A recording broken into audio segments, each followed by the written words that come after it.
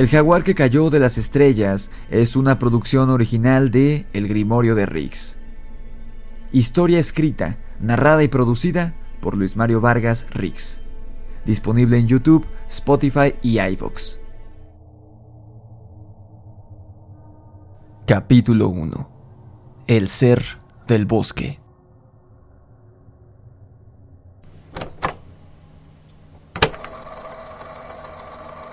Hola, probando. Sí, creo que está grabando. Ok, no sé cómo hacer esto, nunca lo había hecho. Mi nombre es Samuel Urrieta. Quizá a algunos les suene mi nombre, quizá a algunos otros no. Soy locutor de radio. Conduzco, mejor dicho, un programa radiofónico dedicado al terror. Un programa que se llama La Hora del Diablo. Es emitido por una estación bastante conocida en el Distrito Federal y de hecho llega a varias partes de la República, lo cual es importante para el testimonio que estoy grabando esta noche. Es un programa muy popular y seguramente lo habrán escuchado, si no sintonizado por accidente, quizá lo han oído mencionar por alguno de sus amigos. Nos va bastante bien en rating, tenemos bastante audiencia, pero en fin, eso no es lo relevante. De hecho, entre menos sepan sobre mí, mi trabajo y el dichoso programa de La Hora del Diablo, mejor. La razón por la que estoy grabando esto, me encuentro en un pueblo llamado San Joaquín, que se encuentra en Tamaulipas, en México. Estoy dentro de una habitación en un hostal, un lugar muy pequeño. Este es un pueblo olvidado por Dios realmente. Me encuentro grabando esto en una pequeña grabadora de cintas, muy viejo. Debo decir que, bueno, la fecha de hoy estoy a punto, las últimas horas del 5 de febrero del año 2001. Ya es bastante noche, de hecho me encuentro en los últimos minutos de este día, pero tenía que decirlo.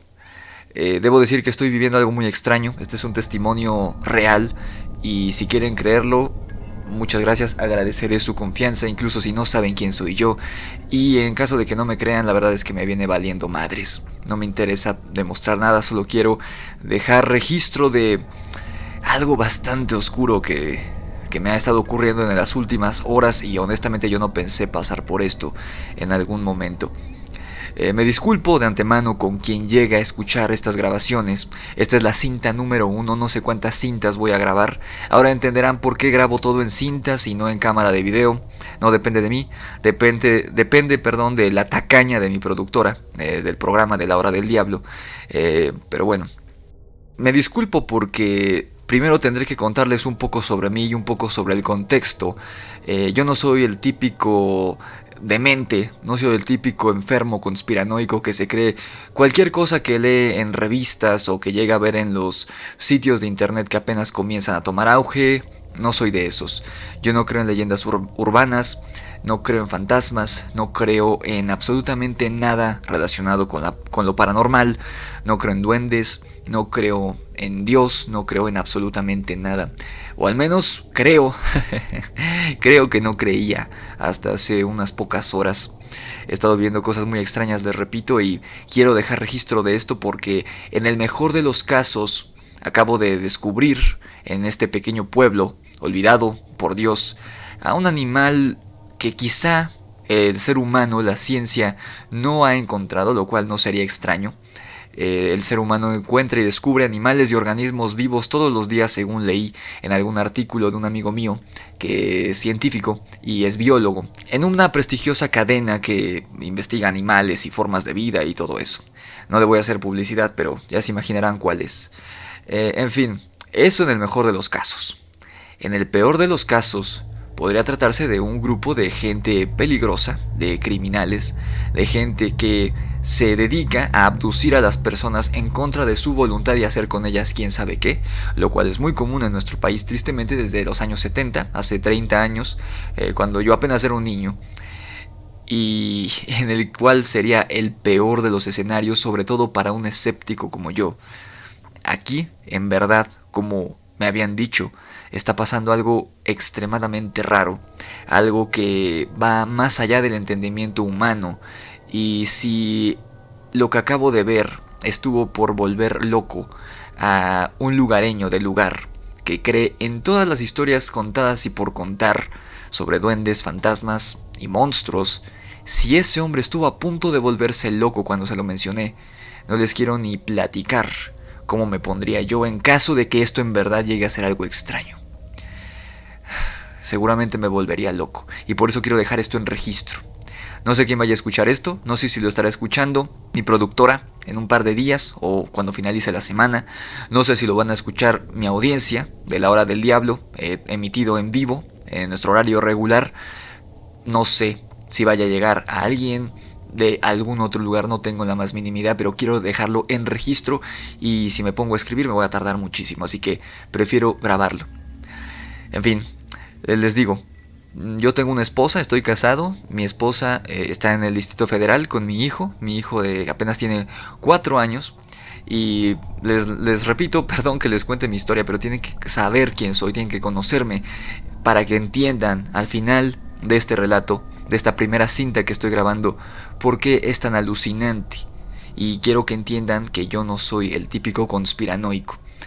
Entonces, quiero que comprendan todo esto para que vean que no estoy mintiendo, que no estoy loco, que no me meto nada y que no aluciné o no vi lo que quería creer hace rato, hace un par de horas prácticamente.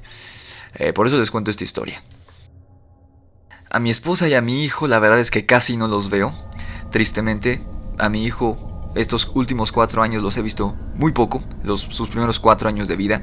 ¿Esto por qué? Porque mi programa se transmite de 11 de la noche a 4 de la mañana en una estación bastante conocida de México. Debo decirlo, y esto seguramente lo terminarán cortando de la cinta en caso de que se llegue a pasar por el programa, pero estoy sumamente frustrado, estresado, ansioso todo el tiempo. Debo decir que estoy enojado con la vida porque no me maté 4 años y medio estudiando comunicación para terminar trabajando en lo que trabajo. Al principio no me pareció tan malo, pensé que mi trabajo como locutor en La Hora del Diablo sería bueno, sería un escaparate para que una televisora o lo que sea me viera y me contratara, pero la verdad es que yo siempre quise ser periodista. Debo confesar que detesto mi trabajo, detesto ser el locutor de La Hora del Diablo.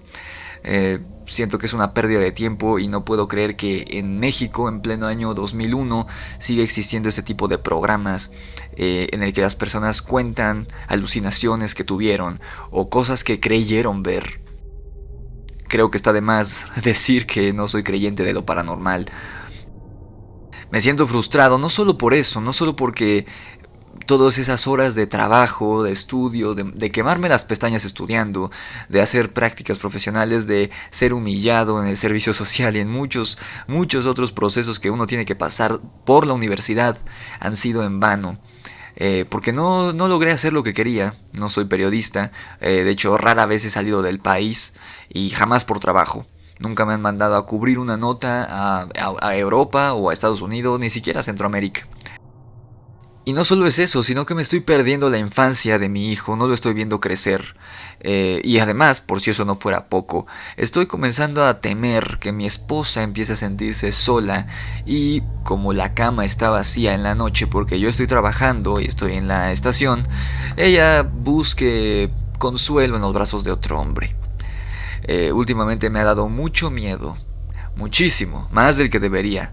Porque realmente mi esposa nunca me ha dado indicios de que sea de ese tipo de mujeres, pero finalmente, como decía mi abuela, la carne es débil, y si la noche es fría y ella pasa horas sola en esa cama enorme mientras yo estoy en la estación, escuchando a gente sin educación y sin estudios contándome cómo creyeron ver un fantasma cuando en realidad pudo haber sido cualquier otra cosa, entonces ella va a meter a alguien en nuestra cama y ahí sí, todas estas horas que he pasado sentado en esa estación, solo, muriéndome de frío, aguantando los malos tratos de los directivos de la estación y escuchando relatos que me parecen de lo más absurdos, entonces todo habrá sido en vano. Porque eso sí, aunque haya sido mi culpa, honestamente no estoy dispuesto a perdonar una infidelidad. Pero quizá de entre todas esas frustraciones y esos miedos, ninguno se compara con el miedo que tengo de ganarme, entre comillas, la reputación entre los otros medios de comunicación en México de ser un cazafantasmas o un investigador paranormal. Eso sería, a mi parecer, lo peor que podría pasarme. El hecho de que me llamen cazafantasmas, como al charlatán ese de Carlos Trejo, ese fracasado con su libro de porquería, que mi hijo de 4 años podría escribir algo mucho mejor.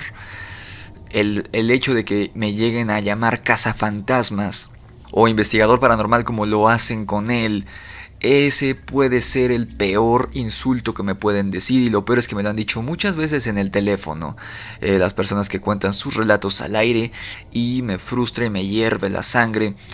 Y no es tanto porque me comparen con este tipo o con charlatanes de la misma talla, porque de esos no están solo en México, hay en todo el mundo.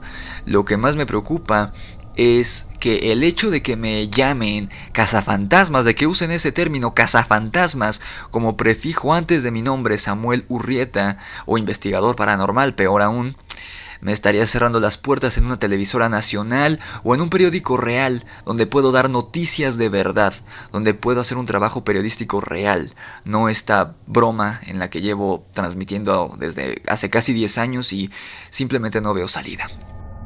En fin, lo que quiero que entiendan es que mi vida hoy en día es muy depresiva, es solitaria.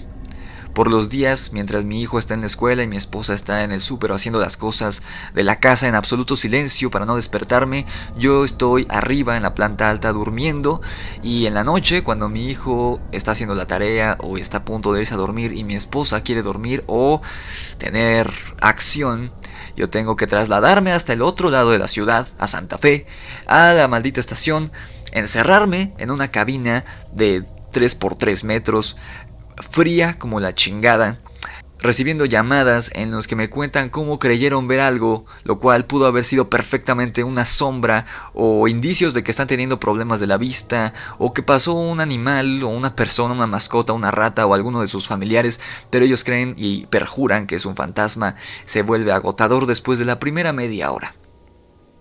Y hago esto desde antes de las 11 de la noche que empieza el programa hasta la madrugada. Tengo que llegar ahí a las 9:30, 10 de la noche para empezar a preparar todo, hacer pruebas de sonido. Es verdaderamente agotador. He perdido mucho peso en los últimos meses, casi en el último año. En fin, no les quiero contar cuántas veces he cogido con mi esposa porque son muy pocas y bueno, ustedes no están para saber eso. Creo que estoy usando esta grabación como una manera de desahogarme. Creo que es más barato que pagar un psicólogo, pero en fin. No tengo contacto con el mundo, les repito, durante el día me la paso durmiendo y en la noche estoy en esa maldita cabina y me la paso terrible. He vivido los últimos casi 10 años de mi vida encerrado entre 4 paredes forradas de espuma negra, y cada noche la única compañía que tengo es la telefonista que me pasa las llamadas al otro lado de la cabina, del otro lado del cristal, y el idiota del operador de la consola, que como odio a ese tipo, ese obeso calvo que se la pasa dormitando frente a la consola de audio mientras yo estoy conduciendo el programa y tengo que verlo cabecear, casi caer de la silla sentado, roncar, tirarse pedos. En fin, todo esto para decirles que no solo no creo en lo paranormal, sino que aborrezco el tema. Todo cambió. Y quizá mi punto de vista sobre estos tópicos hayan sido distorsionados o hayan sido radicalmente cambiados. Puede ser, aún no estoy seguro, no quiero afirmar nada, todavía no quiero decir que creo en lo paranormal, pero al menos tuve una vivencia muy curiosa. Pero como decía Jack el Destripador, vámonos por partes. Creo que tengo que empezar por el inicio del relato. Oficialmente, ¿cómo he llegado a este hostal, a esta habitación, a las 11:56 de la noche del 5 de febrero del 2001? En esta habitación oscura, que apesta a orines, que las sábanas de la cama están manchadas de amarillo, me encontré una cucaracha enorme en el baño, la ventana está rota. ¿Cómo llegué hasta aquí? Pues, para comprender cómo es que llegué aquí, tenemos que retroceder en el tiempo hacia la noche del 1 de febrero del 2001, hace unos cuantos días. Estaba ahí yo, sentado en la cabina, haciendo el programa, como siempre, como todos los días, de lunes a viernes, de 11 de la noche a 3 de la madrugada, y recibí una llamada. Una de las muchas llamadas, de hecho era como la novena o décima llamada de la noche, no sé, perdí la cuenta. Les digo que después de la primera media hora yo ya estoy en piloto automático. De hecho, si no mal recuerdo, fue una de las últimas llamadas que recibí en ese episodio. Eran casi las 3 de la mañana, estábamos cerca de terminar el programa y ahí fue donde el ambiente en la cabina se volvió extraño, se volvió diferente. La mujer que estaba al teléfono simplemente me dijo que se llamaba Angélica. Normalmente, a pesar de que cuentan historias de terror, la gente llama muy feliz, se encuentran amigables, incluso hacen algunos chistes conmigo. Hay otros que no tienen ni la más mínima educación para saludar correctamente. Me encuentro de todo en mi trabajo. De todo tipo de personas marcan al programa, pero esta mujer me llamó la atención porque por primera vez en casi 10 años de esta tortura de trabajo, la mujer estaba llorando, algo que nunca me había pasado que algún radioescucha llamara llorando, pero esta mujer no solo lloraba, estaba berreando, realmente se encontraba desconsolada en el teléfono, estaba saturando el audio, incluso tuve que bajarle el volumen porque me dolían los oídos porque traía los audífonos puestos. Algo horrible, un llanto verdaderamente desgarrador y estoy casi seguro que, no soy médico, pero estoy casi seguro que la mujer estaba teniendo un ataque de nervios.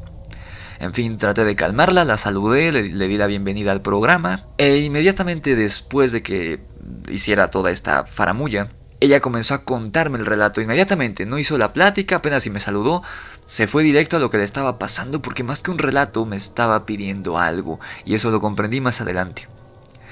La mujer, me dijo que desde hace un par de meses en este pueblo donde ahora me encuentro, en San Joaquín, se han suscitado varias desapariciones de chicas jóvenes y también las desapariciones de unos cuantos chicos, pero resalta sobre ellas las desapariciones de estas jovencitas. Les repito, si se perdieron un poco en el relato por mi debraye, este pueblo se encuentra en Tamaulipas, hacia el norte de México. Este pueblo de San Joaquín, una vez que viajé hacia acá me di cuenta que se encuentra literalmente en medio de la nada. El pueblo más cercano se encuentra a más de 2 horas a pie. De hecho, llegar en coche hacia ese otro pueblo resulta más tardado si se hace en coche porque no hay caminos, es decir, se encuentra en medio de la nada y aislado de todo contacto humano. En fin, intenté calmar a esta señora porque me estaba poniendo nervioso y estaba llorando tanto y tan fuerte que ni siquiera le entendía. Lo único que le entendí fue que estaban las desapariciones de estas chicas, uno que otro chico, desde hace un par de semanas en este pueblo, y luego empezó a llorar tanto que no le estaba entendiendo, y obviamente eso no es bueno para el rating porque la gente empieza a sintonizar otras estaciones cuando no entiende lo que están diciendo en el teléfono. Le dije que esto era un programa de entretenimiento. Yo no había entendido lo que me quería decir, de hecho no me lo había dicho y si lo hizo no lo entendí. Yo pensaba que se refería a que la delincuencia había llegado a este pueblito en San Joaquín, que debo decir ni siquiera lo había escuchado mencionar, mucho menos había ido para allá, de hecho yo no había ido jamás a Tamaulipas. Le dije que esto era un programa de entretenimiento, que si quería hacer una denuncia social, este no era el espacio. Simplemente aquí la gente llama para compartir sus experiencias extrañas, de terror, paranormales, bla bla bla. Y en ese momento la verdad es que no pude evitar lanzarle una mirada furiosa a Sandy, la telefonista, al otro lado de la cabina. Obviamente el idiota del operador estaba dormido, así que ni siquiera se dio cuenta. Sandy solamente me veía con cara como de espera lo que te tiene que decir, pero yo no le puse atención, simplemente me estaba empezando a enojar. Cuando estaba diciéndole que a quien debería estar llamando era la policía y no a mí, Angélica, esta señora, empezó a explicarme ya un poco más calmada, se obligó a calmarse porque todavía tenía el llanto en la garganta, se escuchaba, pero estaba tratando de controlarse y respeté eso, entonces decidí darle una oportunidad, un par de minutos más. Me empezó a decir que estas desapariciones que se han suscitado en el pueblo de San Joaquín, los pobladores, incluyéndola a ella, se los estaban atribuyendo a un ser, a una criatura, a una cosa abominable que vivía o vive, mejor dicho, en los alrededores de la sierra que rodean este pueblo de San Joaquín, que debo decir es una zona muy grande, es un bosque, una sierra que pareciera ser interminable. De hecho, desde el pueblo se puede ver y yo ahora mismo asomándome desde la ventana del hostal no veo nada más que árboles, cerros, montañas. A lo lejos no veo una sola luz, para que me entiendan. No hay una sola luz de una casita alejada ni de una carretera, no veo absolutamente nada. Realmente siento que en vez de ser 2001 me encuentro en 1900 y tantos o 1800 y tantos. Me dijo que esta criatura que se está llevando a las jovencitas en este pueblo es lo que ellos creen, o al menos tiene ese aspecto, de un animal enorme. Ella me lo describió simplemente así, como un animal enorme que camina a cuatro patas, que, te repito, habita en este bosque, en la sierra circundante a San Joaquín, y que estando a cuatro patas tiene la altura de un caballo, según ella, o que incluso es un poco más grande, casi casi pues como un toro. Me dijo que pocas personas en el pueblo lo han visto y vivido para contarlo, porque según ella, incluso desde que ella es niña, se habla de esta criatura rondando en los alrededores de San Joaquín. Pero que en realidad la mayoría de personas que se cree se han encontrado con este ser no los vuelven a ver. Y ahí fue donde yo entendí mejor de qué se trataba. Simplemente era otra historia inventada por el ser humano para, no sé si es no soy psicólogo, pero no sé si las personas inventan este tipo de historias debido a la ignorancia. Y no lo digo como un término despectivo, sino simplemente como el hecho de ignorar algo. A lo mejor hay un animal, una fiera, un depredador que vive ahí en esta zona de Tamaulipas y pues tiene que comer. Y a quien elige como cena, que su platillo favorito, son los desprevenidos, los distraídos sanjoaquinenses que se alejan demasiado de la localidad y se adentran en el bosque. O, por otro lado, también podría ser que las personas ven lo que quieren ver y se inventan este tipo de historias al no querer ver que la delincuencia, el crimen organizado ha llegado finalmente a Tamaulipas, a esta zona de San Joaquín que quizá hace unos años fue un lugar pacífico, pero ahora ya ni ellos se han salvado. Y en vez de admitir que hay gente peligrosa ahí, que es el fin de una era para estas personas, prefieren creer en nahuales y historias sin sentido que la verdad es que son cuentos para niños, para asustar a los niños, que se han contado desde hace siglos en este país y no hacen, al igual que la religión, en mi opinión, no hacen más que entorpecer el verdadero crecimiento social. Y no sé, me sonaría muy trillado, pero quizá la razón por la que no somos primer mundo es por ese tipo de cosas. Creo que sería decir mucho, pero bueno. El punto es que ya ahí fue cuando entró el tema paranormal en la llamada y dije, bueno, no le voy a colgar a la señora, tiene su historia, no creo que sea real, como siempre, pero vamos a escucharla, ¿no? Finalmente ya casi terminamos el programa, yo ya solo estaba pensando en irme a mi casa y dormir.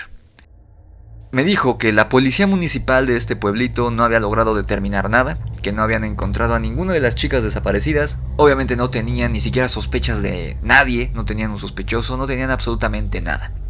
Me dijo también que un grupo de pobladores, y en mi opinión son más inteligentes que el resto, llegaron a la conclusión de que debía tratarse de algún animal, como pensé yo desde que ella me empezó a platicar, que debía tratarse de algún animal, de un depredador o incluso de una manada que estaba viviendo ahí alrededor y se estaba reproduciendo alrededor del pueblo y pues obviamente tenían que comer.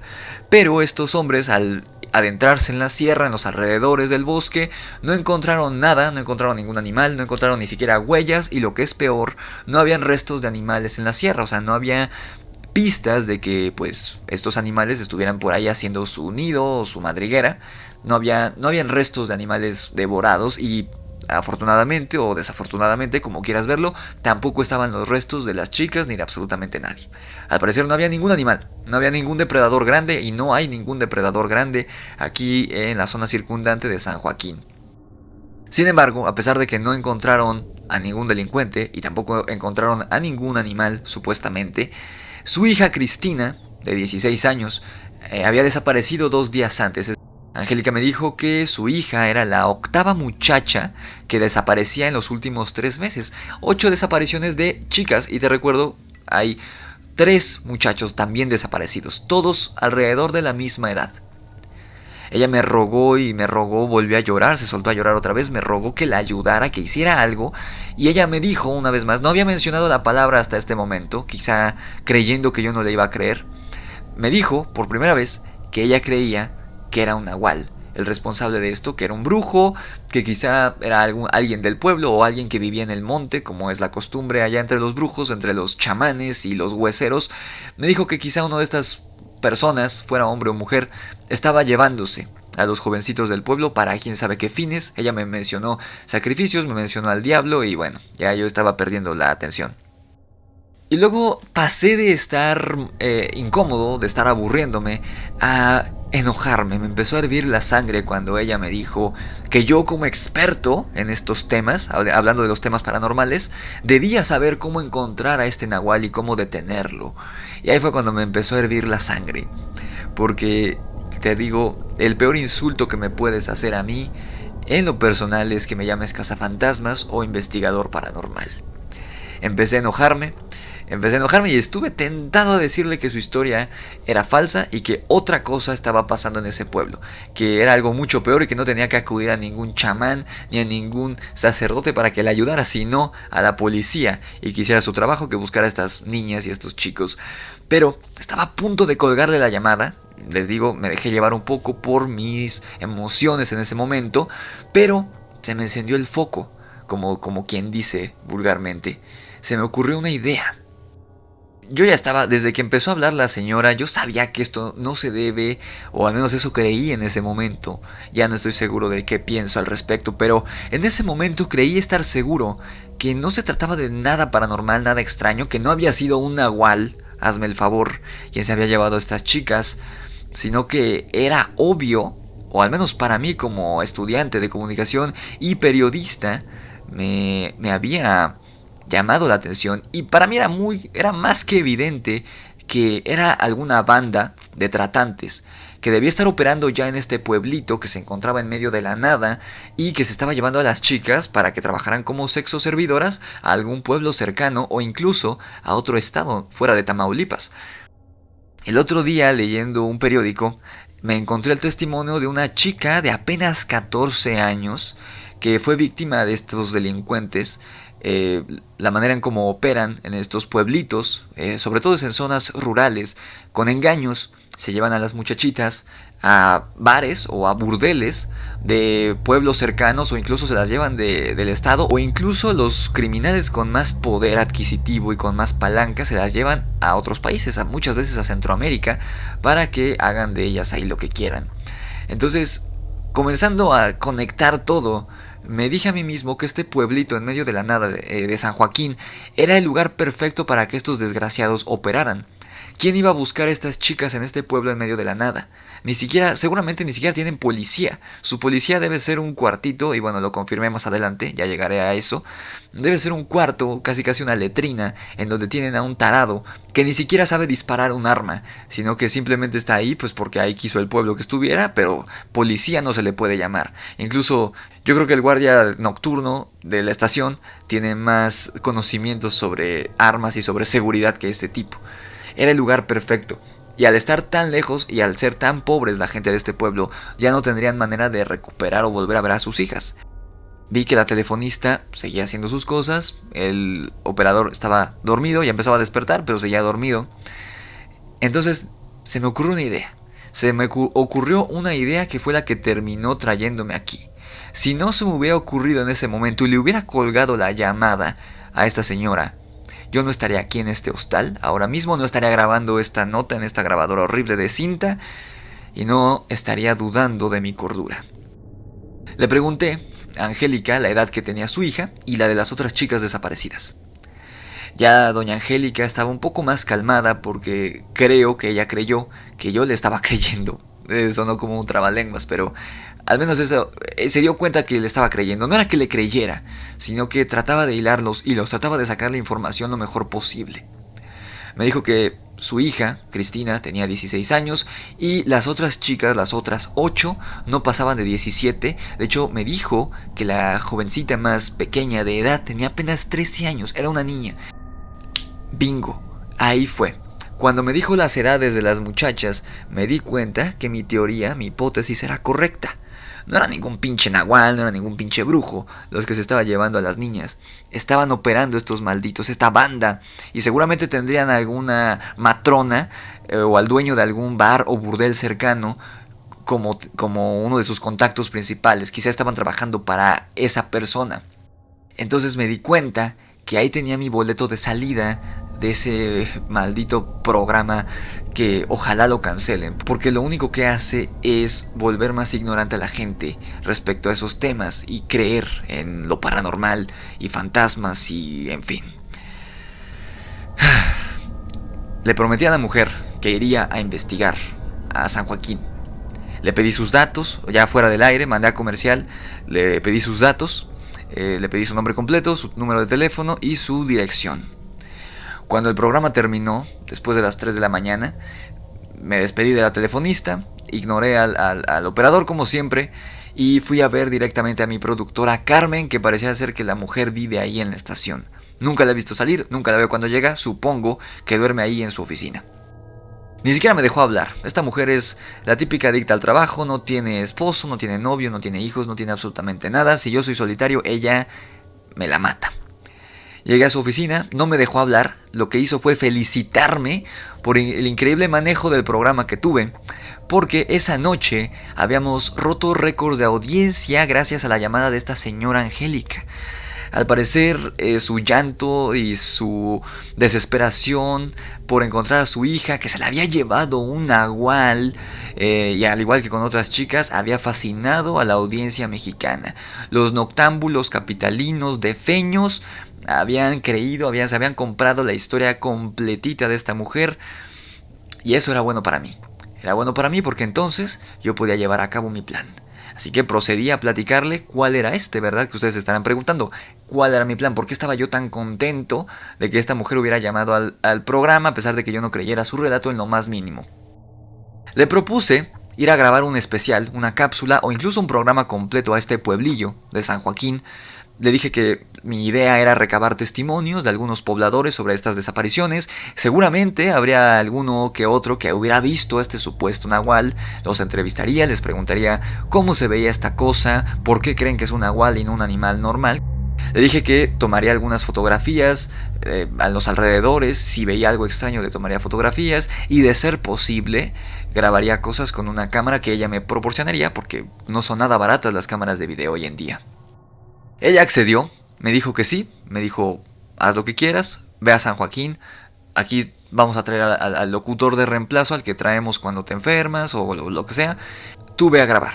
Te voy a dar una semana ahí en este pueblito, te vamos a pagar los viáticos. Lo que sí es que me dijo que viajaría con presupuesto bastante corto y pues sí, efectivamente les digo, este cuarto donde estoy ahorita me encuentro sudando, afuera hace un frío del diablo y aquí estoy sudando como un cerdo porque apesta horrible, hace mucho calor, el techo es muy bajo, a pesar de que la ventana está rota, sigo sudando como cerdo, solo espero que no me salga una rata o una cucaracha en la noche en el colchón, que más bien parece catre, está más duro que una piedra. Creo que sería más favorable dormir en el piso. Pero bueno, lo importante es que lo había logrado. Me mandó a cubrir, entre comillas, este caso, lo cual yo no llamaría cubrir el caso, esto ni de chiste, es periodismo. Pero me dijo que lo hiciera como entretenimiento. Al menos la mujer, dentro de su cinismo para venderle humo a la audiencia mexicana de nuevo milenio, que al parecer, a pesar de estar en 2001, seguimos pensando igual que cuando nos conquistaron en 1521. Es consciente de que todos y cada una de las llamadas, todos y cada uno de los relatos que nos llegan son absolutamente falsos. Ella también lo sabe, aunque nunca me lo ha dicho. Quizá me respeta mucho y no sé si ella sepa que yo no creo en estas cosas, pero bueno. El punto es que me dijo que yo debía hacer lo que fuera con tal de regresar con material que le resultara atractivo a la gente, aunque yo mismo tuviera que elaborarlo. Casi solo le faltó guiñar el ojo cuando me dijo esto. Prácticamente lo que me estaba diciendo era que si los pobladores no resultaban de ayuda para el programa, que si yo no veía nada extraño, nada que lograra grabar o capturar en video o en fotografía, pues prácticamente que yo debía fabricarlo, ¿no? A lo mejor ya lo habíamos hecho en el pasado, debo ser honesto. Seguramente si yo no encontraba nada en esa semana, tendría que pedirle a alguno de los pobladores que inventaran una historia, a lo mejor les pagaba unos 100, 200 pesos, o les hacía que se pusieran un disfraz extraño y les tomaba yo una foto de lejos en medio del bosque y tan. Ahí teníamos nuestro material para el programa, resultado de esta cápsula especial en el pueblo de San Joaquín, lugar en donde un nahual se estaba robando y ya se había robado a 8 jovencitas. Esa era mi tarea. Yo fingí estar de acuerdo, le dije, sí Carmen, no te preocupes, yo hago todo lo que sea necesario en bien del programa, para bien del programa, pero la verdad, y ahí va mis intenciones ocultas, ahí va por qué estaba yo tan contento de ir a este viaje a San Joaquín en medio de la nada, alejarme todavía más de mi esposa y de mi hijo. Tenía una verdadera razón. Yo sabía que no estaba cazando ningún pinche nahual, sabía que no iba a haber nada paranormal ni nada extraño en este viaje. Lo que yo en realidad quería hacer, el propósito por el que estaba haciendo este viaje, era porque, a mi parecer, estaba absolutamente seguro que ahí frente a mí me estaban ofreciendo en bandeja de plata un caso muy jugoso sobre secuestros y trata de personas en este pueblo. Yo estaba más que contento porque yo lo iba a investigar. Gracias a este programa había llegado a mí un caso que iba a ser exclusivo. Yo tenía la exclusiva sobre cualquier otra televisora. Ni TV Azteca ni Televisa iba a estar aquí, y mucho menos una televisora internacional. Yo, Samuel Urrieta, era el único sobre la faz de la tierra que sabía sobre este caso, sobre este tema, y podía hacer una cápsula, una investigación muy completa que finalmente me sirviera como boleto de salida de este maldito programa y finalmente podría dar el salto al periodismo en México. Después de ese trabajo de investigación yo estaba seguro y estaba muy contento porque seguramente alguien de Televisa, de TV Azteca, o mejor aún de algún periódico como Milenio, como El Universal, habrían leído, habrían visto sobre mi trabajo y sobre mi maravillosa labor periodística y finalmente me contratarían y yo podría dejar atrás ese pinche programa de mierda. Eso creí. Llegó el día. La siguiente noche hubo programa otra vez, pero la siguiente ya no. Mandaron llamar a Rubén, mi reemplazo, el locutor que me cubría cuando yo me enfermaba o cuando me iba de vacaciones. Lo llamaron y yo me fui. Me despedí de mi esposa, me despedí de mi hijo y me mandaron, obviamente, no en avión, me mandaron en autobús hasta Tamaulipas y de ahí tuve que tomar otro camioncito que me trajo hasta acá, hasta San Joaquín. E incluso el camioncito no pudo llegar hasta acá. Tuve que caminar una buena media hora a través de un camino de terracería por el que solamente llegué a ver un caballo pasar. Llegué a este pueblo, horrible debo decir. Me hospedé en este hostal donde me encuentro, que no solo fue culpa de Carmen el hecho de que me encuentre aquí y el bajísimo presupuesto que me mandó, sino que realmente es el único lugar donde yo me podía quedar. Y debo decir que soy el único huésped en este hostal, entre comillas, que se ve claramente que fue una casa en algún momento. El dueño, es un tal señor Andrade, que quiero suponer, creo que siempre he sido bueno con las percepciones. Creo que este señor vivió aquí en algún momento con su familia y cuando se murió su esposa y sus hijos lo abandonaron y se fueron de este pueblucho, seguramente para ganar dinero convirtió su casa en un hostal, pero no sé quién llega aquí, no creo que haya mucho turismo. Dejé mis maletas, la verdad es que me dio un poco de miedo dejar mis cosas ahí, que me lo fueran a robar. Confié en que no, esperé lo mejor y me fui a pasar por el pueblo para ver qué había. La verdad es que no hay mucho que ver en este pueblo. He estado en pueblos feos, en pueblos pequeños y alejados de la mano de Dios, pero este sin duda es el peor en el que he estado. Está lleno de polvo, es muy seco, por el día hace un calor del infierno, pero en la noche hace un pinche frío que te cala hasta los huesos. No hay mucha gente realmente interesante que ver aquí. Conocí, saludé al carnicero, don Germán, al zapatero, se llama don Damián, si no mal recuerdo, o don Daniel, la verdad es que no importa mucho.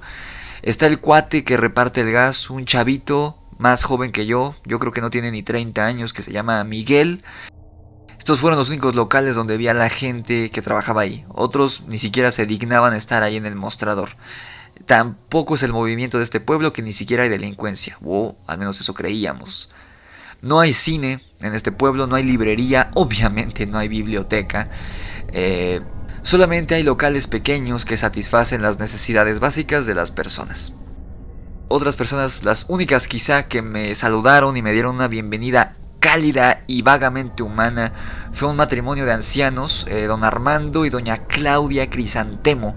Un apellido muy raro que nunca había escuchado, pero bueno, así es la gente de los pueblos, nombres y apellidos raros que quizá ya ni siquiera existen en México más que en estos lugares.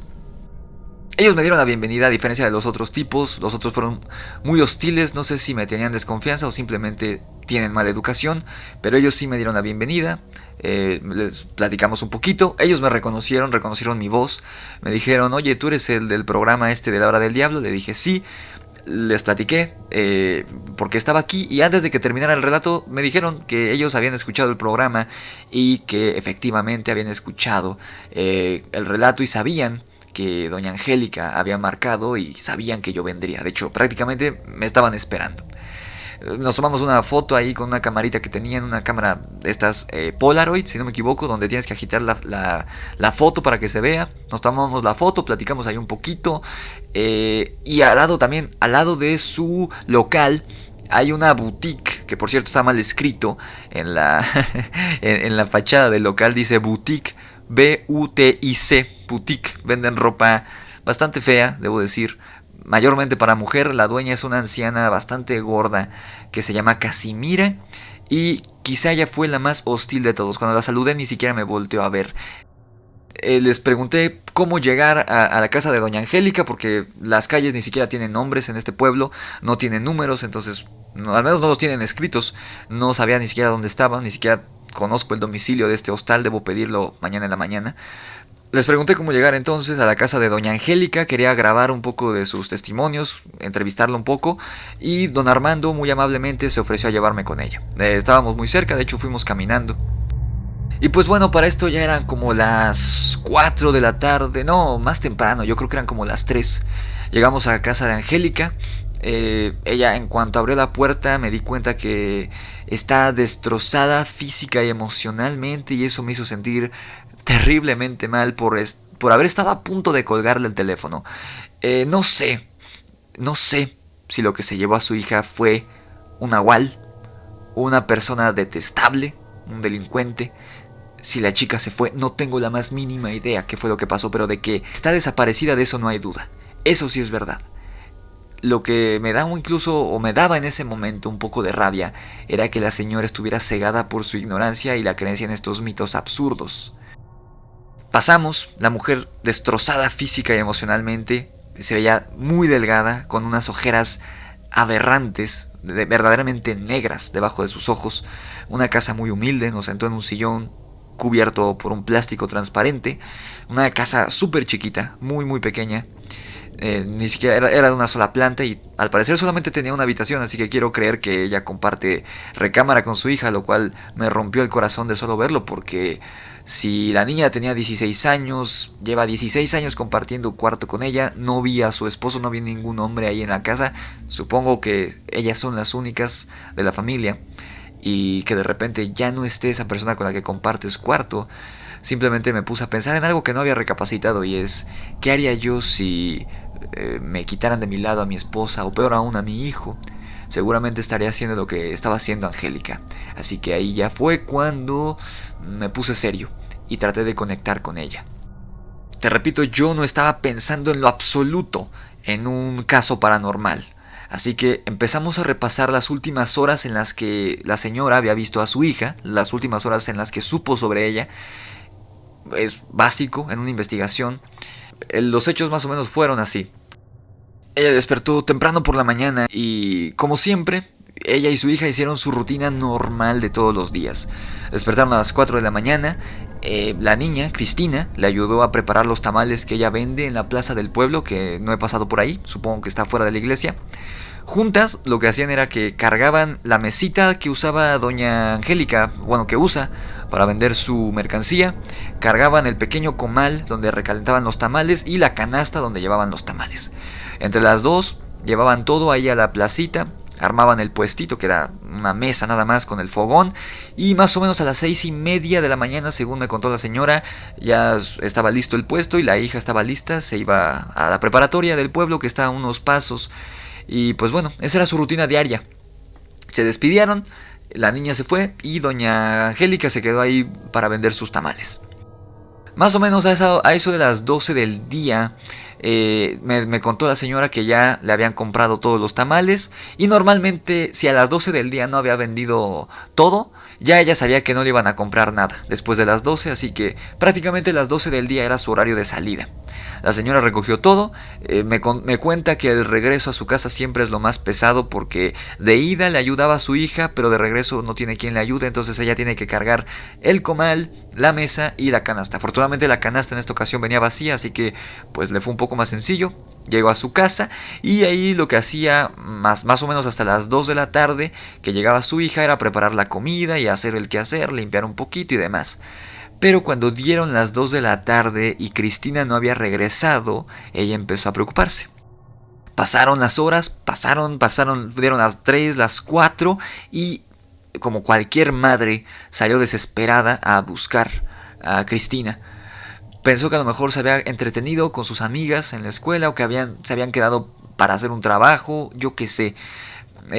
Lo que le pareció raro es que había un teléfono público ahí, casi cruzando la calle de la escuela. Ella hubiera marcado para avisar, si no a la casa, porque a veces me comenta la señora que les cortan el teléfono, le hubiera marcado a algún vecino para que le hiciera favor de avisarle a su mamá. Doña Angélica fue a la escuela, pero ahí los últimos maestros que había le dijeron que la niña no había ido ese día, y ahí fue donde se le cayó el mundo encima a esta pobre señora. Decidió entonces no quedarse ahí. Fue a la casa de sus amigas, de las amigas que ella conocía. Todos se conocen en este pueblo, es muy chiquito. Si viven 300 personas aquí es demasiado. Pero la señora, las mamás de las amigas y las amigas le dijeron que no sabían absolutamente nada, que no había ido a la escuela y que no les había platicado nada al respecto. No les había dicho si se quería fugar o algo así. La señora por este momento ya estaba llorando. Las mamás de las amigas le estaban diciendo a las chicas que si sabían algo que lo dijeran en ese momento. Y entonces fue cuando me cayó el 20, como muchos de ustedes estarán pensando ya. Yo le pregunté a la señora si Cristina tenía novio y ella, incluso algo ofendida, me dijo que no. Me dijo que su hija era virgen, que hasta el matrimonio ella no tenía permitido tener noviecitos. Pero ahí lo dudé un poco porque pues todos fuimos jóvenes, de hecho así nació mi hijo. Y pues bueno, ahí quedó, yo acepté su palabra, me dijo no tiene novio y ahí quedó.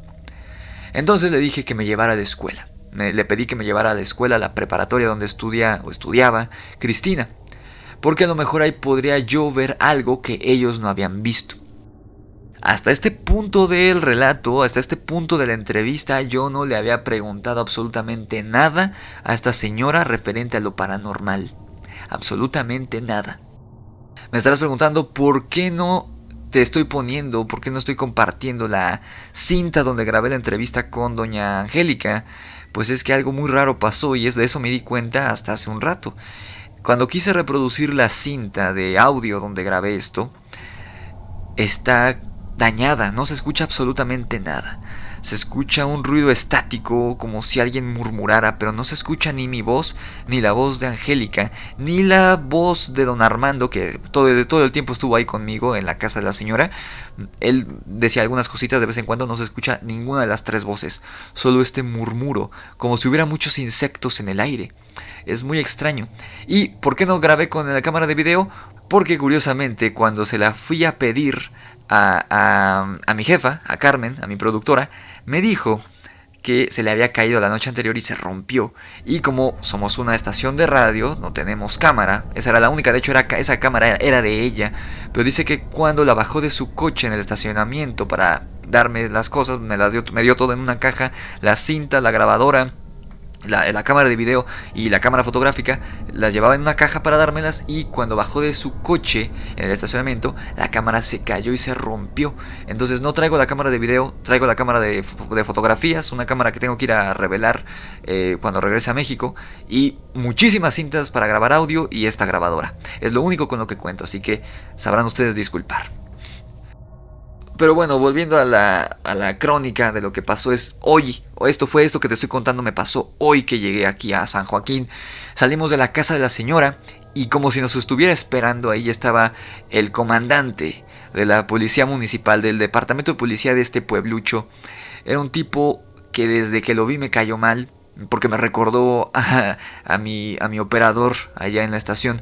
Era un tipo obeso, un tipo gordísimo que pareciera, es la típica parodia del policía en cualquier parte del mundo, gordo que ni siquiera podía caminar bien, se ladeaba al caminar, traía un bigote de chocomilk, un bigote que ni le salía bien, que se ve que desde la secundaria ya no se le hizo más espeso, pero él estaba empecinado en dejarse el bigote.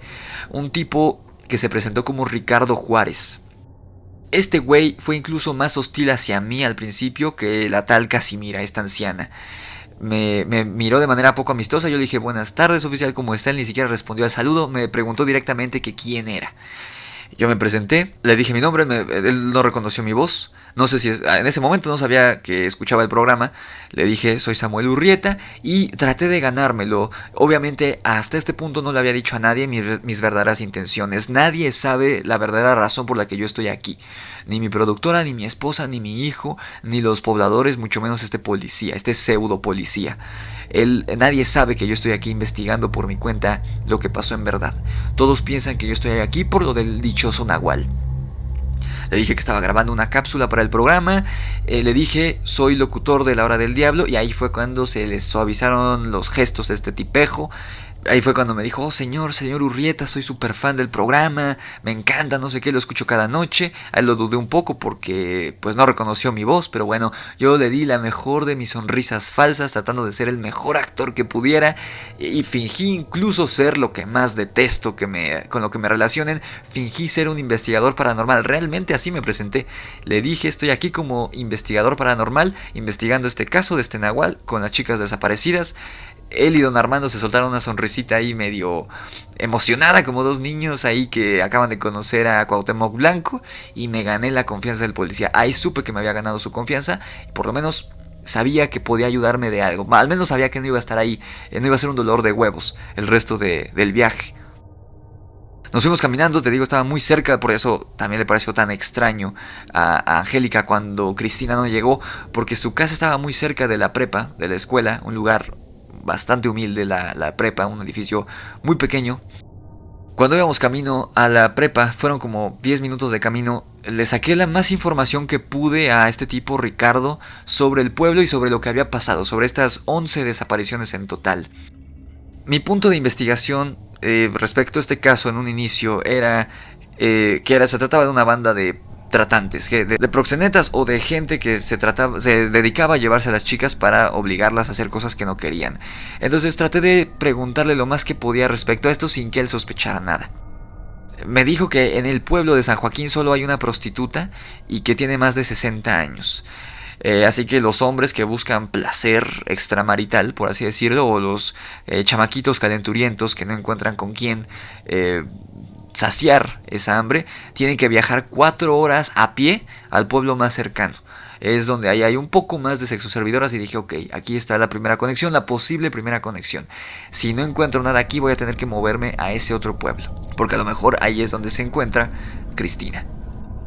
Me dijo también este policía que no este año, pero que sí en tiempos recientes había habido casos de muchachitas de este pueblo de San Joaquín que conocían a chavos, chicos jóvenes del otro pueblo, y estos chicos venían y se las llevaban para casarse con ellas en otro lugar, y ya sus familias no los volvían a ver, lo cual también es muy común en los pueblos, y me dijo que sí se daba con cierta regularidad en este pueblo.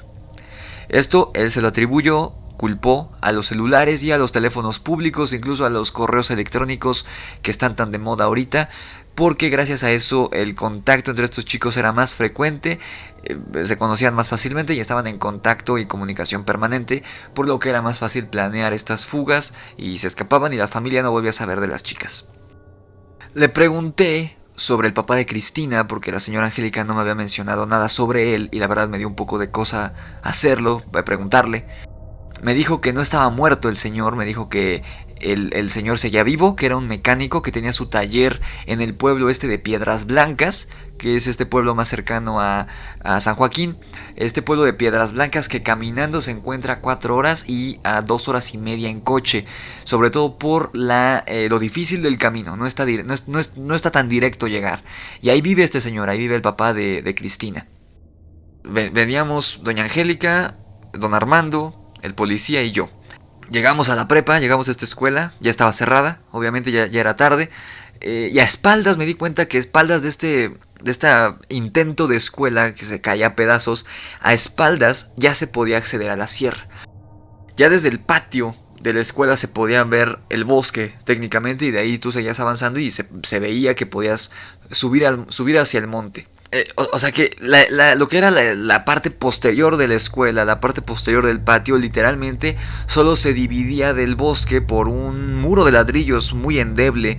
Y la otra manera de salir del pueblo, la escuela está prácticamente a la entrada o salida del pueblo, solamente hay un camino para entrar y salir. Es un camino en línea recta para salir del pueblo y este camino da directamente a este bosque. Que yo llegué por ahí, yo llegué, digamos, rodeando este bosque a lo largo de este camino de terracería por el que no pueden pasar los coches porque está muy, muy angosto y no caben.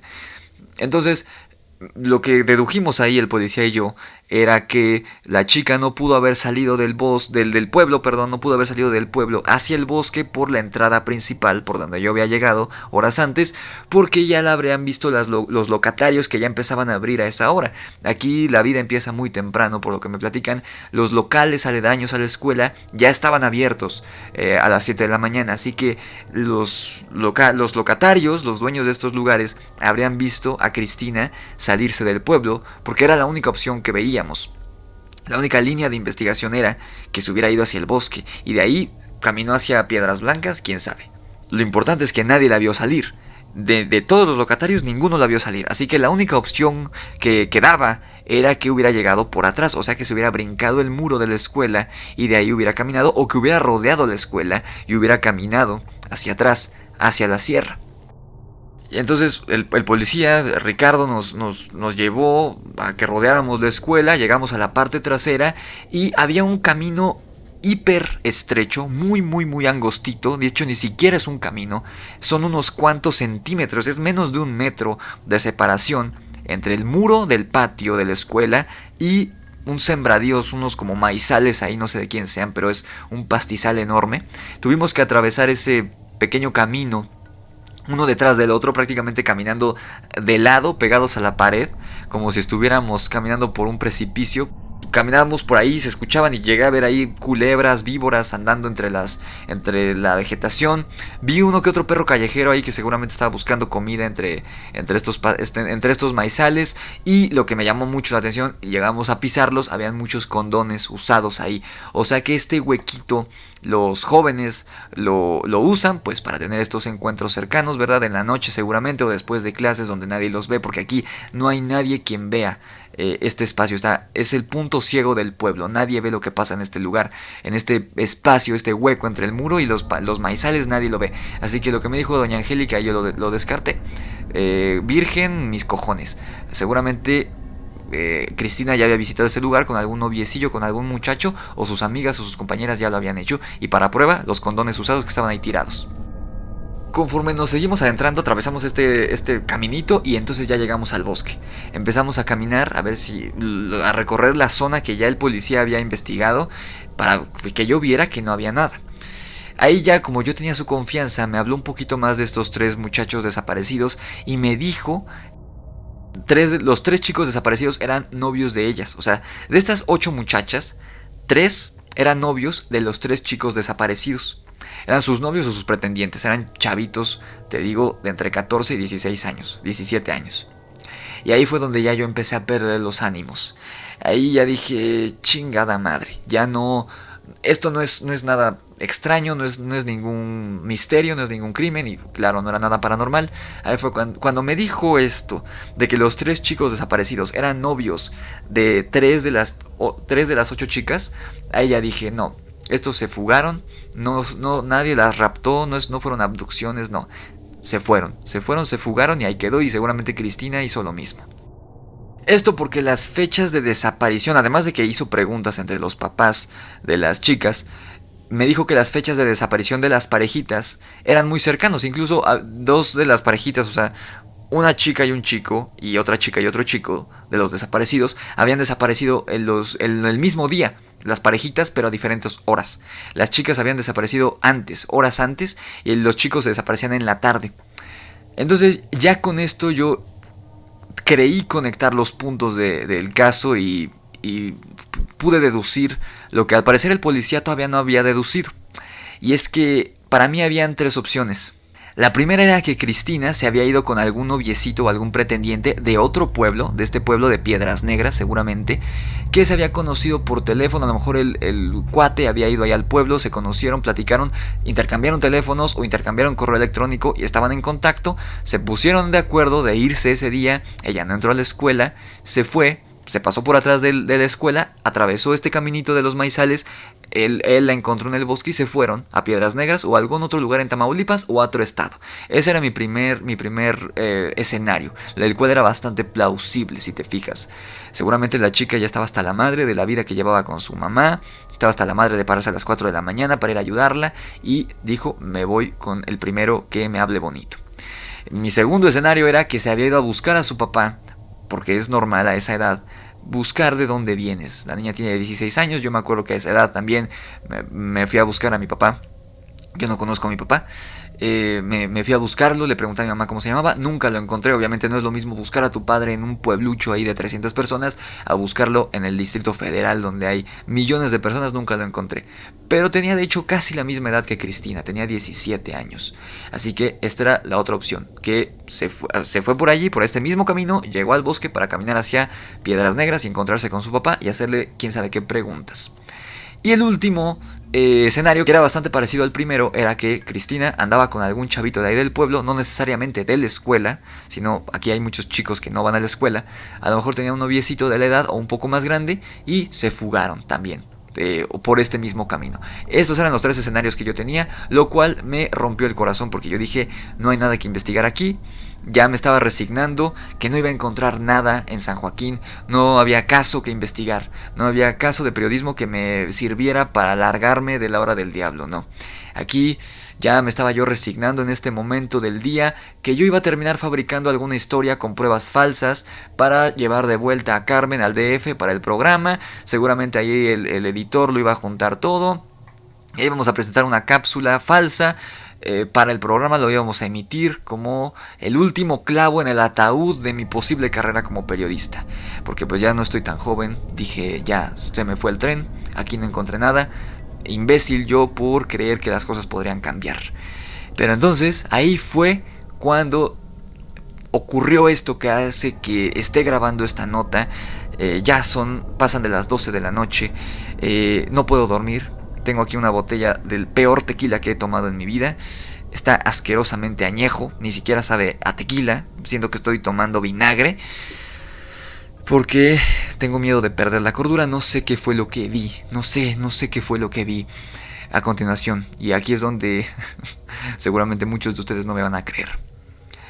Seguimos caminando hacia el bosque, el policía me señalaba lugares, ahí no vimos nada, aquí no había huellas, bla bla bla bla bla, ya estaba diciendo puras tonterías el señor. Y ahí fue donde confirmé que no tenía preparación en lo absoluto para ser policía. Entonces, llegamos a un punto donde había una cueva muy grande. Era imposible que no la vieras porque aparte estaba técnicamente en un claro del bosque. No había ramas, no había follaje que cubriera esta cueva. Era imposible de no verla.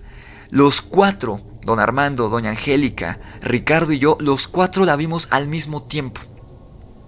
Al verla obviamente yo pensé que el policía me iba a decir, aquí también revisamos y no encontramos nada. Pero ¿cuál fue mi sorpresa? Que cuando volteé a ver, no solamente el policía, sino los otros dos también estaban cagados del miedo. Así lo digo, perdón por la palabra, pero estaban cagados del miedo. Estaban aterrados. Porque ellos lo que me dijeron, se pusieron pálidos, los tres son morenos, estaban pálidos como papel. Estaban absolutamente pálidos los tres señores. Y como pudieron, se les secó la boca. Incluso me dio miedo que alguno de ellos le diera un ataque porque nunca había visto a una persona tan asustada. Me dijeron que esa cueva nunca la habían visto, que esa cueva no estaba ahí, no debía estar ahí. Habían pasado, por lo menos don Armando y Ricardo me dijeron que ellos habían pasado por ahí técnicamente todos los días de su vida, sobre todo cuando eran jóvenes. Don Armando acompañaba a su padre por leña y tenía que pasar forzosamente por ese camino. Ricardo cuando llegaba a salir del pueblo tenía que pasar por ahí y nunca había visto la cueva. Y entonces yo me acordé que cuando yo había llegado, no pasé precisamente por ahí, pero no habría manera de que no hubiera visto la cueva, y no la vi cuando entré al pueblo.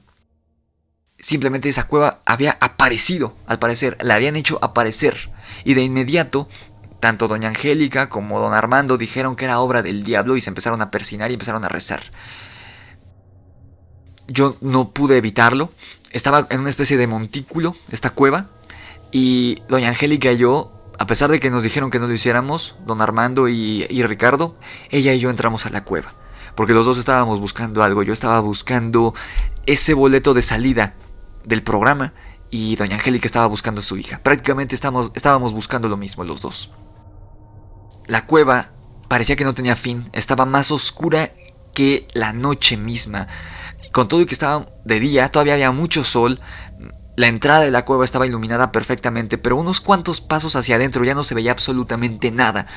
Entonces caminamos un poco y cuál va siendo nuestra sorpresa que ahí, a unos pasos de la entrada, cubierta por la oscuridad de la misma cueva, vemos la mejor manera que tengo de describirla era una montaña de huesos.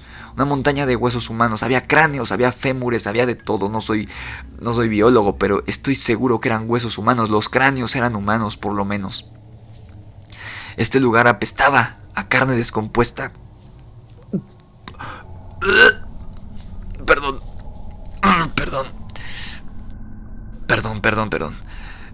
Me cuesta trabajo y si hubiera comido algo en todo el día, seguramente me habría vomitado. De hecho, vomité ahí en ese lugar.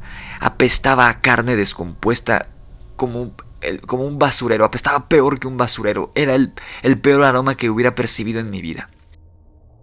Algo curioso era que desde el fondo de la cueva se escuchaba un murmuro incesante que no se callaba. Curiosamente, muy parecido al murmuro que se escucha en la cinta que grabé en casa de doña Angélica. Conforme nos adentramos más en esta maldita cueva, el murmuro se hacía mucho más fuerte. Se oía como si 1,000,000 de personas estuvieran hablando ahí, personas con voces muy gruesas, muy graves, todos eran hombres. Y conforme seguimos avanzando, estas ya no eran voces, se escuchaba un zumbido insoportable que la verdad yo pensé que me había reventado los oídos, los tímpanos cuando lo escuchamos. Doña Angélica y yo nos tapamos los oídos de inmediato y regresamos sobre nuestras pisadas, y lo curioso era que conforme regresábamos hacia la entrada, cabe mencionar que no veíamos ni nuestras narices para este momento. Es muy fácil perderse en esa cueva. Conforme yo la tomé del brazo como pude, de su brazo rechoncho, y caminamos hacia la entrada de la cueva, y el zumbido de nuevo se convirtió en este murmuro de personas, no sé, era horrible. Era como la voz de la película del exorcista, pero multiplicada por 1,000,000. Era espantoso. Yo seguía un poco ahí atontado, e incluso estaba mareado por el ruido. Fue un ruido como cuando suena una alarma en una tienda. Así de fuerte se escuchaba, y más fuerte incluso. Me estaban vibrando los intestinos por dentro. Todo yo por dentro estaba vibrando del maldito sonido. Aparte, estaba yo, cuando regresamos a la salida de la cueva, me deslumbró el sol, porque en verdad la oscuridad ahí era total, no veíamos absolutamente nada, y cuando caminé al sol de regreso, al sol del día, me deslumbré. Y cuando abro los ojos, cuando medio recupero un poco el sentido, veo que doña Angélica se había tirado en el suelo de rodillas, estaba llorando, estaba tan histérica, o incluso más histérica que cuando me llamó al programa unos días antes. Yo no entendía qué pasaba, yo pensé que se había puesto mal por el ruido, porque la señora ya tendrá unos 50 y tantos años, tiene sobrepeso. Dije, algo le hizo este maldito zumbido, no sé qué era. Yo en ese momento se lo estaba atribuyendo a algo de la tierra. No sé, no soy geólogo ni nada por el estilo, pero dije, a lo mejor un gas, yo qué sé, no tengo la más mínima idea. Me agaché para ayudarla, para decirle si estaba bien, para preguntarle si estaba bien. Y entonces vi que entre sus manos la señora sostenía un cráneo que estaba rodeada por los restos de un esqueleto humano que se veía fresco. Los huesos todavía estaban blanquecinos, a diferencia de los de la montaña, que ya se habían tornado grises. Este esqueleto, este cráneo y los huesos que ella tenía en la mano estaban blancos, todavía con manchas rojizas y un tanto húmeda.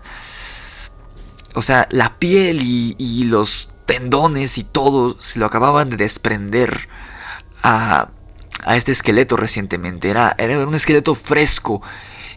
Y Me está rodando una lágrima por la mejilla ahora mismo, solo de recordarlo, y ahí seguramente me puse a llorar y no me di cuenta, sin importarme que allá estaban estos otros dos señores.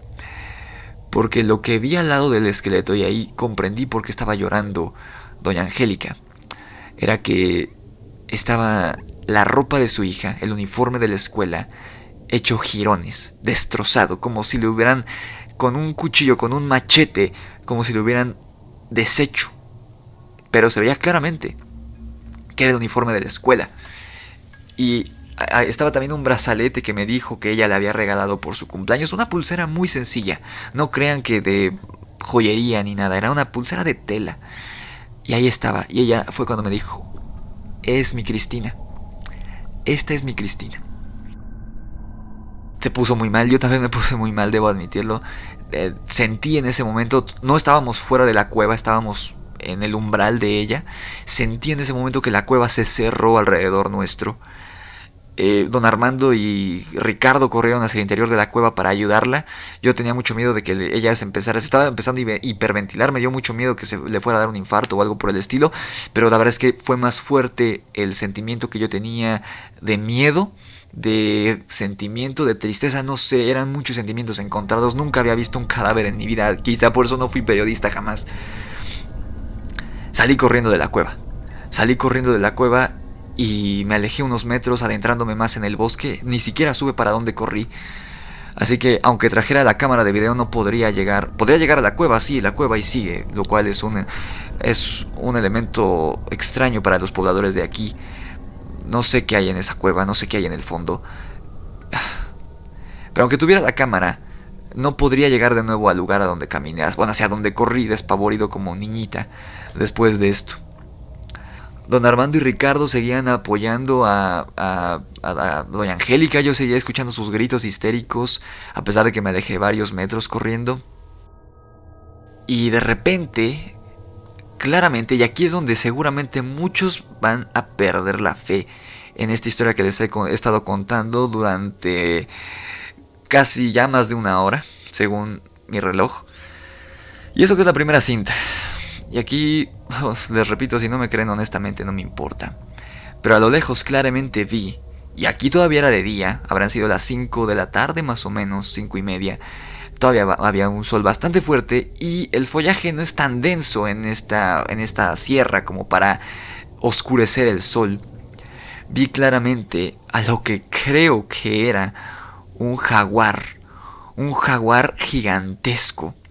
Un jaguar que de hecho la primera vez que lo vi pensé que era un toro, porque este jaguar tenía la piel, el pelaje era negra, como si fuera una pantera, pero tenía manchas, unas manchas marrones. No sé si es un jaguar, no sé qué es, parecía un jaguar de color negro, pero muy corpulento y muy grande. Según yo sé, los jaguares son delgados y espigados y no son tan grandes o tan pesados como un león o un tigre. Pero esta cosa, te digo, yo pensé que era un toro la primera vez que lo vi. Con su piel negra, sus manchas, una cola tan gruesa. El animal volteó a verme, se encontraba entre unos árboles caminando. No hacía ruido al caminar a pesar de que el suelo estaba lleno de hojas porque ya es otoño. Yo hacía mucho ruido al caminar sobre las hojas que estaban en el suelo y este animal no hacía el más mínimo ruido, a pesar de que se ve que pesaba casi 1 tonelada, no hacía el más mínimo ruido al caminar. Y cuando me vio, volteó a verme y me vio con unos ojos azules que me helaron la sangre y estuve a punto de cagarme en los pantalones. Sentí como me flaquearon las piernas, sentí que se me hicieron de gelatina y solo no caí de rodillas ahí mismo porque en la poca cordura que me quedaba, sabía que si el animal se acercaba más, yo tendría que salir corriendo en sentido contrario, confiando en que este pseudo policía trajera una pistola, por lo menos para espantar a la bestia. Solo por eso no me tiré de rodillas, por el instinto de supervivencia. Pero esos ojos azules me hicieron sentir el miedo más fuerte que he tenido en toda mi vida. Además, tenía algo que, según yo, los jaguares no tienen, una especie de crin. Una especie de... como si tuviera un moicano, desde la cabeza hasta la mitad del lomo. Una crin de pelaje rojizo, muy alta, muy gruesa, muy densa. No quiero decir que era la melena de un león, pero era raro, era algo que nunca había visto. Incluso podría yo decir que parecía más una hiena gigante, una hiena tan grande como un león o un toro. Sus patas, las 4 patas, eran muy gruesas, muy musculosas, incluso al caminar se le marcaban perfectamente y hasta le rebotaban.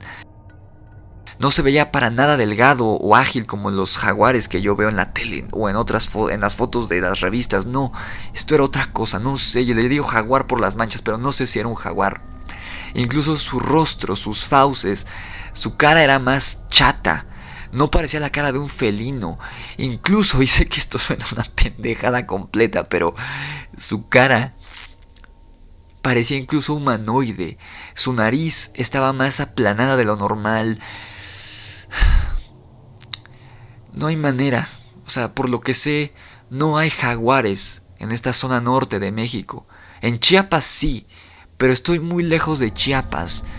Aquí no hay jaguares y esto estoy seguro de que no era un jaguar, es otra cosa lo que hay aquí. Y lo que pasó a continuación fue lo que hizo que todo eso que llegué a pensar, y me arrepiento ahora mismo de las burlas y los pensamientos que tuve hacia doña Angélica y hacia toda la gente que ha llegado a llamar al programa. Ahí fue donde por un instante sentí que me merecía esto y que si me mataba esa cosa, me lo merecía. Ahí fue que me di cuenta que los seres humanos no tenemos la más puta idea del lugar en donde vivimos, porque el animal no caminó, no dio un solo paso hacia mí. Yo estaba aterrado, a punto de orinarme, pero no hice nada, y el animal no caminó hacia mí, no dio un solo paso, se quedó viéndome de frente, sin hacer nada. Y entonces, el maldito animal, o lo que haya sido esa chingadera, me sonrió. Me sonrió con esa maldita cara, con ese hocico vagamente de felino. Me sonrió, así como lo están escuchando. Sé que muchos no me van a creer, pero me sonrió. Me mostró unos colmillos enormes, horribles. Unos colmillos que en cuanto me los mostró, me vino a la mente la imagen que acababa de ver un minuto atrás, ese esqueleto, esa montaña de huesos. Y supe que esa cueva es el lugar donde vive esta cosa. Yo instintivamente cuando me sonrió traté de dar unos pasos hacia atrás, no sé cuántos haya dado, no sé qué tan extensos los di, pero el animal al parecer también rompió el trance, rompió esa conexión que teníamos, esa conexión visual, porque todo ese momento nos estuvimos viendo a los ojos, esos malditos ojos azules. Se trepó a un árbol muy alto que estaba cerca de él, tan rápido, ni siquiera hizo ruido. En 2 segundos el maldito jaguar, o lo que sea esta madre, ya estaba en la copa. Yo, por una estupidez, por un pensamiento estúpido, corrí hacia el árbol, pero cuando llegué y vi hacia arriba, hacia la copa, el animal ya no estaba, y era imposible que no se viera. Esta cosa era más grande que cualquier persona, era más grande que cualquier felino que yo haya visto en el zoológico. Era gigante y no se veía, no estaba en el árbol. Fue como si se desvaneciera, como si desapareciera, no tengo la más mínima idea, pero ya no estaba ahí. Cuando yo llegué ya no estaba ahí, este pinche animal o lo que sea, ya no estaba. No sé qué fue lo que pasó. Esto fue a las 5:30, 5:40 de la tarde, no tengo idea, ahorita ya pasan de las 12 de la noche. No sé qué va a pasar, no sé qué está pasando en este pueblo. Seguiré registrando lo que pase. Estoy rezando por toparme con una banda de delincuentes. Estoy rezando porque Cristina se haya ido a ver a su papá. Estoy rezando porque se haya ido con algún novio porque salió embarazada. Estoy rezando por eso. Yo no soy católico ni religioso, pero estoy rezando por primera vez en muchos años. Estoy rezando para que descubramos que ese maldito animal que vi es un animal que no se ha descubierto en México, que quizá estaba en peligro de extinción o que está en peligro de extinción y solamente quedan unos cuantos en este pueblillo alejado de la mano de Dios. Estoy rezando por eso, porque si llego a confirmar que eso que vi es algo más, algo que no es un animal, no sé qué voy a hacer. No tengo idea qué va a pasar con mi cerebro, con mi cordura, con mi mente, no sé qué va a pasar. Por eso dejo registro de esto. No sé si sirva de algo, pero lo estoy grabando. No sé si lo vayan a pasar en el programa. No sé si vayamos a descubrir la verdad sobre lo que está pasando en este pueblo, sobre esta maldita cueva. No sé, no tengo la más mínima idea. Pero seguiré investigando, aunque tengo miedo. Estoy seguro que ese uniforme era de Cristina, que esos huesos eran de Cristina. Yo simplemente corrí hacia... Después de ver a esta cosa, no le dije nada a Ricardo, ni a doña Angélica, ni a don Armando. Ellos se quedaron ahí en la cueva, no sé qué pasó con ellos. Yo seguí corriendo y regresé al pueblo y me encerré aquí en mi habitación y no he salido desde hace 4 horas, no he comido nada. Me voy a dormir, quizá mañana en la mañana todo será mejor, quizá le encuentre alguna explicación. Mañana voy a preguntar a la gente del pueblo si ha visto algo similar y voy a hablar con don Armando y con el policía, que al parecer son los únicos amigos que tengo aquí. Amigos, entre comillas. Me voy a ir a dormir, estoy muy cansado y espero no soñar con ese maldito jaguar. Yo soy Samuel Urrieta y esta es la cinta número 1 de esta vivencia en el pueblo de San Joaquín. Urrieta, fuera.